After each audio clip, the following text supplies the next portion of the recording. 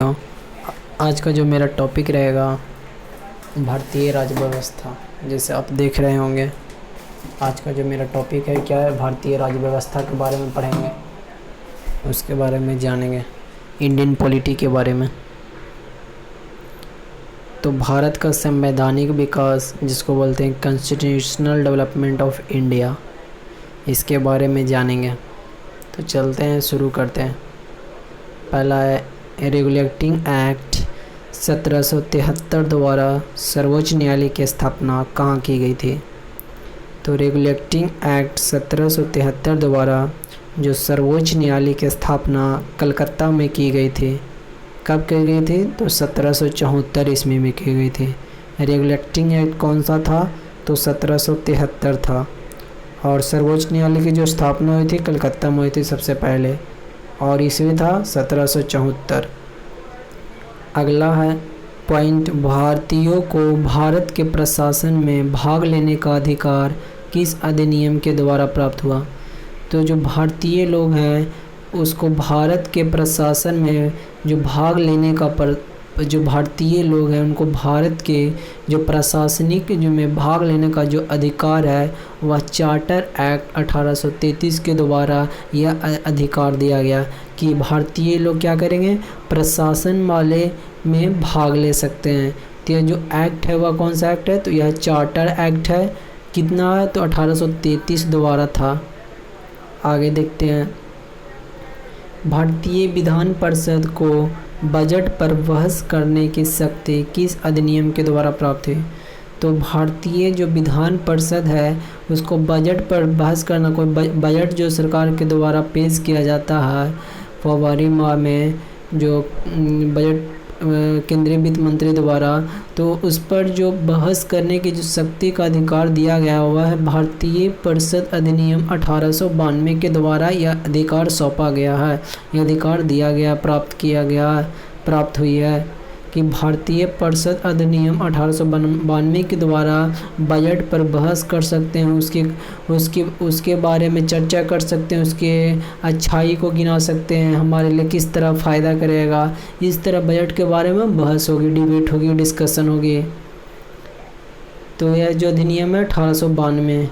आगे है केंद्रीय विधानमंडल सर्वप्रथम किस अधिनियम द्वारा द्विसदनीय बनाया गया। द्विसदनीय करने का मतलब कि अपर हाउस लोअर हाउस। तो केंद्रीय विधानमंडल जो केंद्र में है, जो लोकसभा राज्यसभा, तो ये किस अधिनियम के द्वारा द्विसदनीय बाइकैमल बनाया गया। तो यह जो था वह था 1919 के भारत शासन अधिनियम द्वारा द्विसदनीय बनाया गया है, ये बात याद रखिएगा। अगला है भारत को राष्ट्रपति का अध्यादेश निर्गत करने की शक्ति मूलतः किस अधिनियम से प्रेरित है। तो भारत को राष्ट्रपति का अध्यादेश निर्गत करने की शक्ति भारत शासन अधिनियम 1935 से प्रेरित है। किससे प्रेरित है? तो भारत शासन अधिनियम 1935।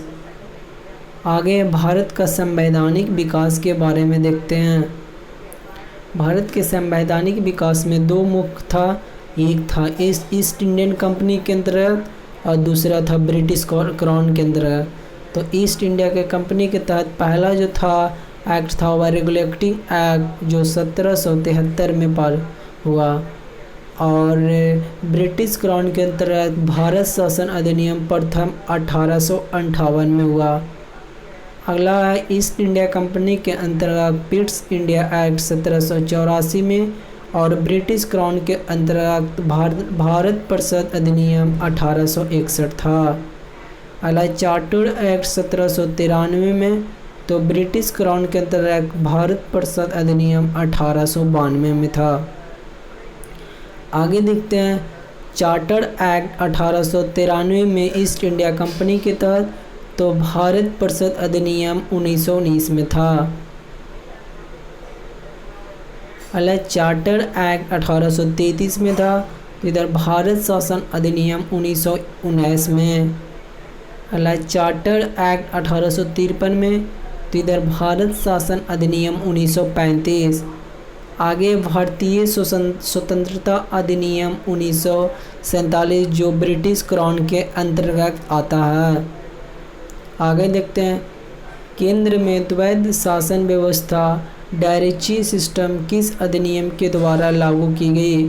तो जो केंद्र में द्वैध शासन व्यवस्था भारत शासन अधिनियम 1935 के द्वारा लागू की गई। अगला है, ब्रिटिश भारत में किस अधिनियम में संघीय शासन का प्रावधान है? तो ब्रिटिश भारत में भारत शासन अधिनियम 1935 का प्रावधान है। आगे देखते हैं पॉइंट,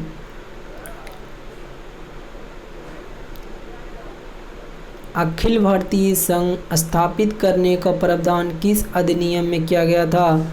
तो यह जो अधिनियम था वह भारत शासन अधिनियम 1935।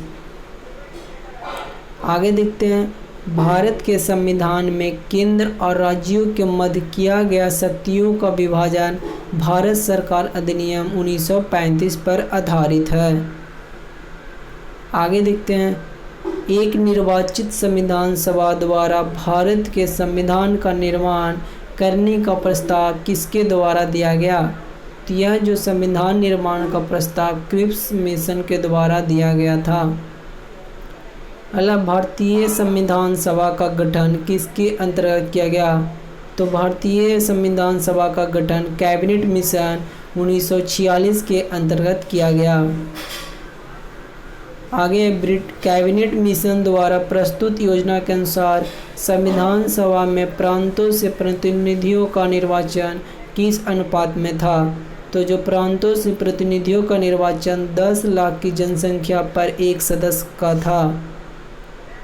आगे है, भारतीय संविधान का निर्माण करने वाले संविधान सभा के सदस्यों का चुनाव किसके द्वारा किया गया था?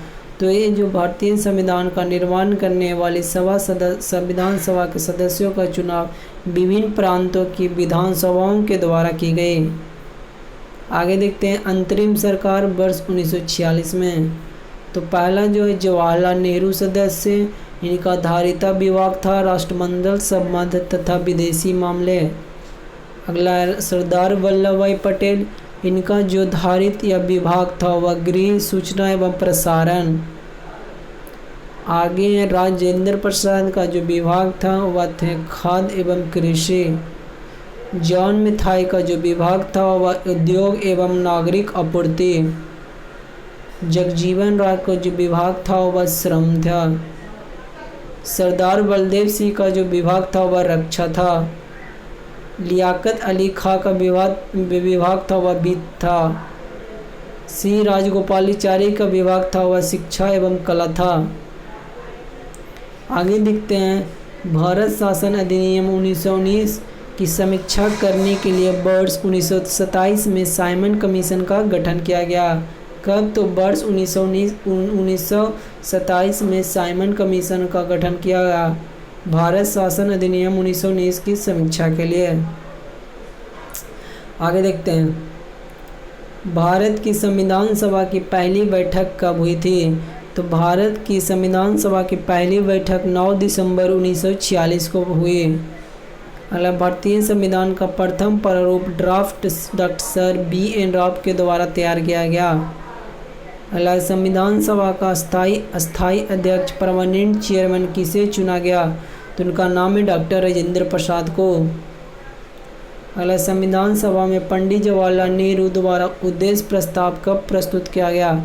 तो जो उद्देश्य प्रस्ताव प्रस्तुत किया 13 दिसंबर 1946 को। कब किया गया? तो 13 दिसंबर 1946 को। अगला, नेहरू द्वारा प्रस्तुत उद्देश्य प्रस्ताव संविधान सभा में कब स्वीकृत हुआ? तो यह हुआ 22 जनवरी 1947 को। आगे, भारतीय संविधान के निर्माण काल में संविधान सभा के कुल कितने अधिवेशन हुए? तो कितने हुए? टोटल 12 हुए। अगला, भारतीय संविधान के निर्माण में संविधान सभा को कितना समय लगा? तो 2 वर्ष 11 महीना 18 दिन का समय लगा। अगला, भारतीय संविधान के संवैधानिक सलाहकार कौन थे? तो इनका नाम था सर B.N. राव। अगला है, भारत की संविधान सभा ने वर्तमान रूप में राष्ट्रीय ध्वज को कब अपनाया? तो यह अपनाया गया 22 जुलाई 1947 को। अगला संविधान सभा की प्रथम बैठक की अध्यक्षता डॉक्टर सच्चिदानंद सिन्हा अस्थायी अध्यक्ष ने की थी। अगला भारत का संविधान कब स्वीकार किया गया? तो यह जो स्वीकार किया गया वह 26 नवंबर 1949 को। आगे है भारतीय संविधान पूर्णतः कब लागू हुई? तो लागू हुई 26 जनवरी 1950 को। संविधान सभा के बारे में पॉइंट जानते हैं कि 9 दिसंबर 1946 को संविधान सभा की प्रथम बैठक हुई, जिसमें डॉक्टर सच्चिदानंद सिन्हा को अस्थायी अध्यक्ष तथा 11 दिसंबर 1946 को डॉक्टर राजेंद्र प्रसाद को अस्थायी अध्यक्ष चुना गया। संविधान निर्माण का परिणाम 13 दिसंबर 1946 को पंडित जवाहरलाल नेहरू द्वारा प्रस्तुत उद्देश्य प्रस्ताव से हुआ, जिसे 22 जनवरी 1947 को सर्वसम्मति से स्वीकार कर लिया गया और 26 नवंबर 1949 को भारतीय संविधान अंगीकृत अडॉप्ट किया गया और 26 जनवरी 1950 को इसे पूर्णतः लागू किया गया। आगे देखते हैं।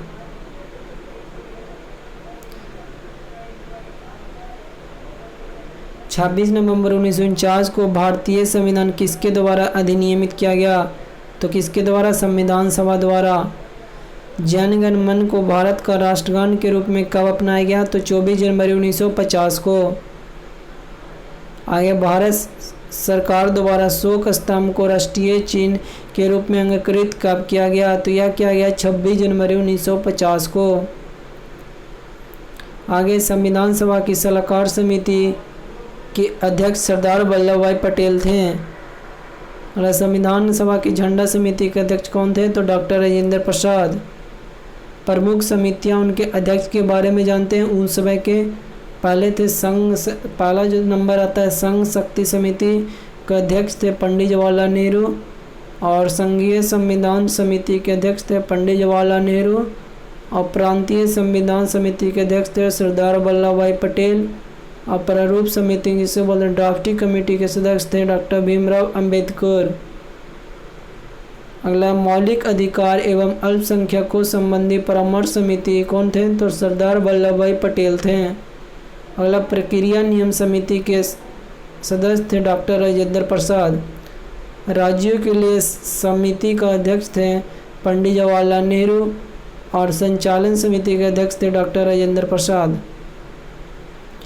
आगे है संविधान सभा के कार्यों से संबंधित समिति के अध्यक्ष कौन थे? तो डॉक्टर जीवी मावलंकर थे। आगे डॉक्टर भीमराव अंबेडकर की अध्यक्षता में संविधान सभा की प्रारूप समिति में 6 अन्य सदस्य एन गोपाला स्वामी अयंगर, डॉक्टर के मुंशी एवं बी मित्रा, बाद में इनके स्थान पर एन माधवराव, अल्लादी कृष्णा स्वामी अय्यर, सैयद मोहम्मद सदाउल्लाह तथा डीपी खेतान, बाद में इनके स्थान पर टीटी कृष्णाचारी थे। ये सारे नाम थे। आगे संविधान सभा ने डॉक्टर भीमराव अंबेडकर की अध्यक्षता में प्रारूप समिति का गठन कब किया? तो यह जो किया गया था वह 29 अगस्त 1947 को। आगे डॉक्टर भीमराव अंबेडकर का संविधान सभा में निर्वाचन किस प्रेसिडेंसी से हुआ? तो बम्बई प्रेसिडेंसी से हुआ। पहले बंगाल प्रेसिडेंसी थे।